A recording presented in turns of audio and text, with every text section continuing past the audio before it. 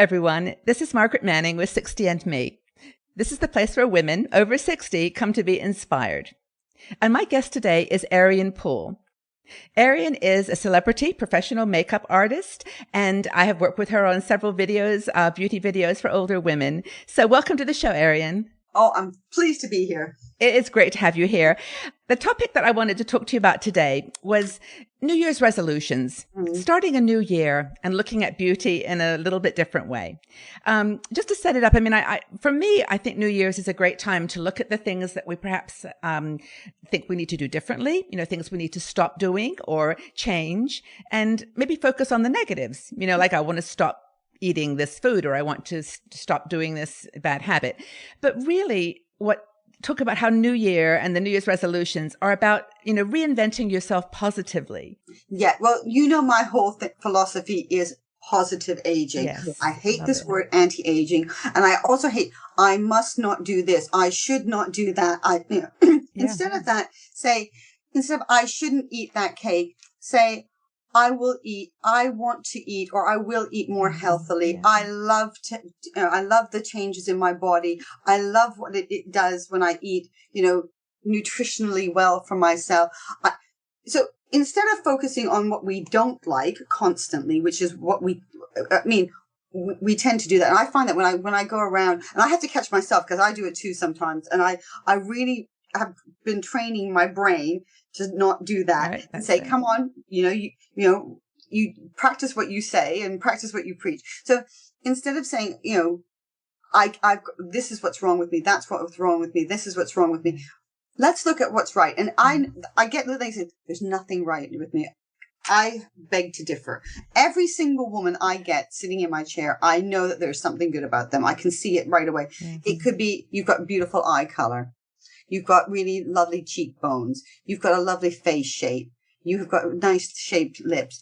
I have never in my nearly 40 years of being a makeup artist had someone sit in my chair and think, oh my gosh, there is no hope for you. Yeah. I've always looked at them and thought, wow, this is really you've got great skin. You've got this, you've got that. I always look at what the good things are, and then if there are things that we need to, perfect or correct, then we can correct those. Yeah. But let's bring out the great things in us rather than harp on about what's wrong with us. Because, the more we talk about what's wrong with us, that's all we're ever going to see. I think that's actually exactly the point about New Year's resolutions. It's to embrace what is naturally beautiful about you and to enhance what you maybe want to experiment with, or you feel maybe needs a bit of, extra highlighting. But, it's time to sort of go back to the basics. So let's talk about beauty just in general, because you and I have chatted about this before, and I love your advice on this. For most women, they think of makeup when you think beauty. Yeah. But tell me about some of the other things that you think contribute to this natural beauty more than, maybe as much as or more than makeup. Well, I would say actually even more than makeup, because what I say to women is if you haven't got a healthy lifestyle or a good diet, there is no amount of makeup I can put on you that is going to make you feel the way you want to feel. So it's all about eating correctly, looking after your health in whatever way is appropriate to you, because I don't want to preach and say you should do it this way, because again, I don't like the shoulds. But finding something that you like to do, whether it is yoga or Pilates or running or whatever sport it is, to get you up and moving. Mm-hmm. And I've recently done a program, and can I just say the first week was hell. I'm not gonna, and I sat there going, oh my gosh, but then I saw the positive results, and may I just say the positive results so outweighed any of that moaning, I can't have this, I can't have that. Suddenly I'm like, right, I am raring to go. So sometimes we have to go through that little bit of pain, whether it's psychological or actually, physiological. Yeah. But we have to go through that little bit to get that next bit of gain. And the gain is so much more, because the gain is long lasting for that maybe 1 week or a couple of days where you're at the gym and you go, because the first time going to the gym, you're achy. I did this thing where you lift this bell up and you move it up and down. I felt like I'd been horseback riding for a week. I walked like John Wayne. It was hilarious. But afterwards, I felt so good. I thought, wow, yes, that's really toning up my thighs. very interesting.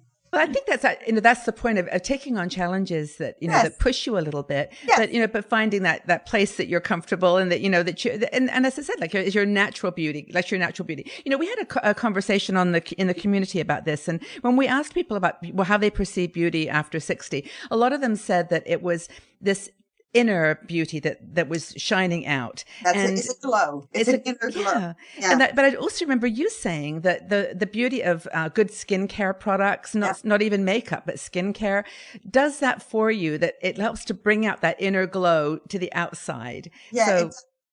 Talk about that. Yeah, no, absolutely. So good skincare, really important. That doesn't mean that you have to spend a ton of money either. There are brands out there that are reasonably priced that will give you the results that you want. Mm-hmm. You just need to be savvy in what you're choosing. So, you need to focus on what your concerns are. If, for example, I've got a dry skin, so I'm going to look for something that's hydrating, nourishing, something that has hyaluronic acid in it, that's going to feed my skin, all of these kind of things that keeps the moisture in.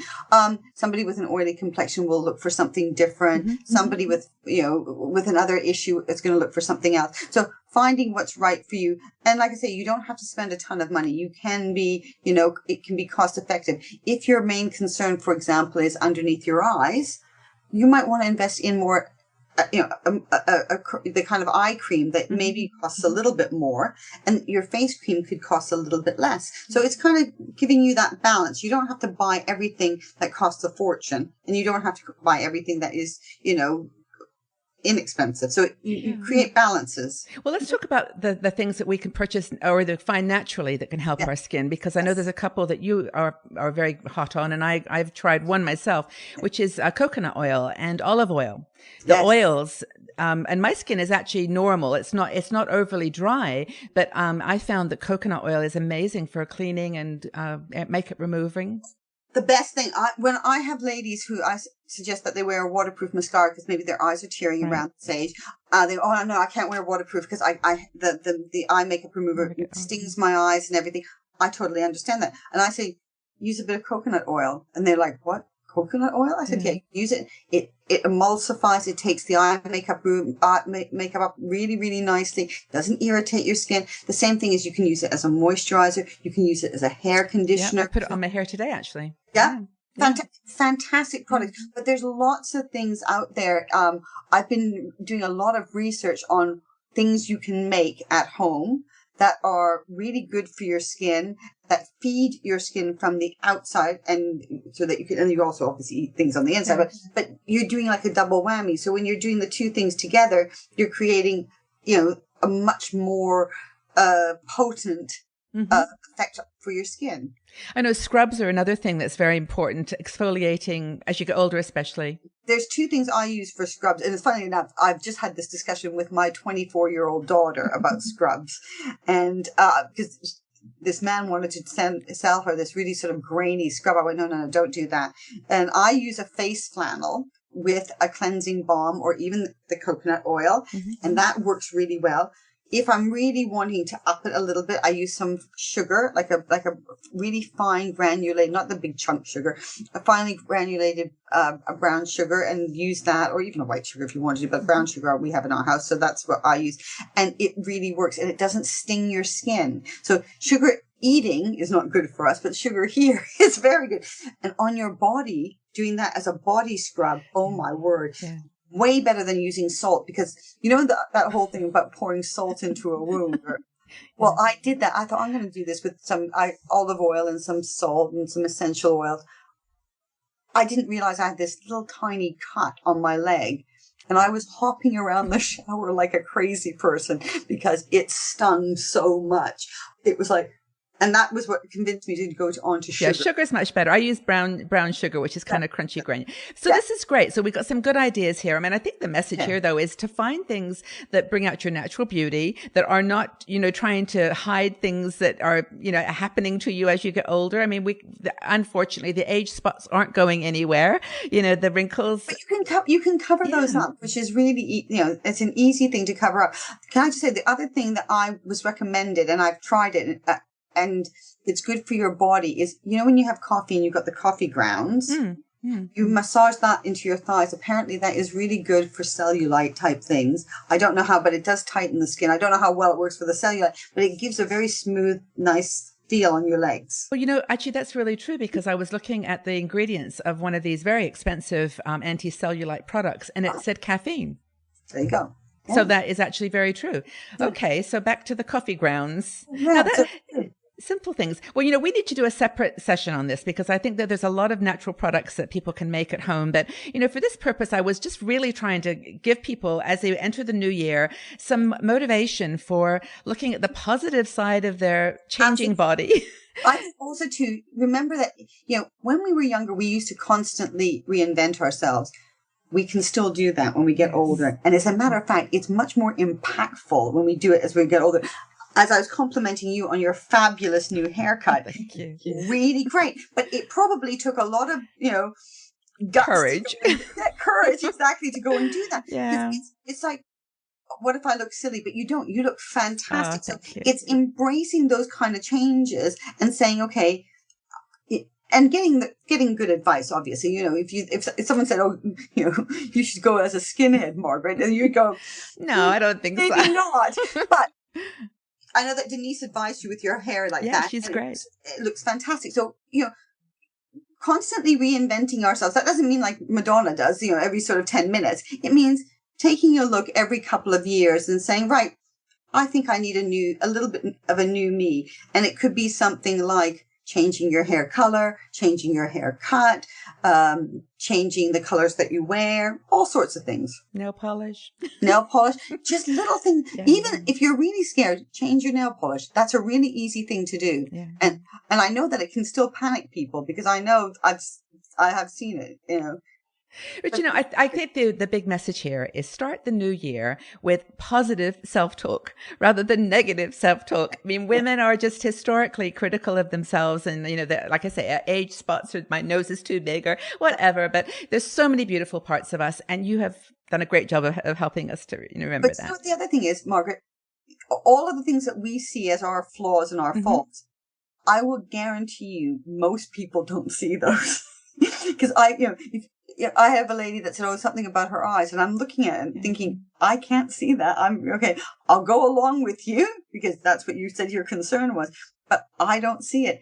And her friend that was sitting beside me said, I don't see it either. She goes on about it, but I don't see it either. So sometimes we make our things bigger than they actually are. So, So let's get it all into perspective and have a really great new reinvented year. So Thanks, Ariane. I really appreciate your advice. Thank you so much. Welcome. Happy New Year. Happy New Year to you. See you.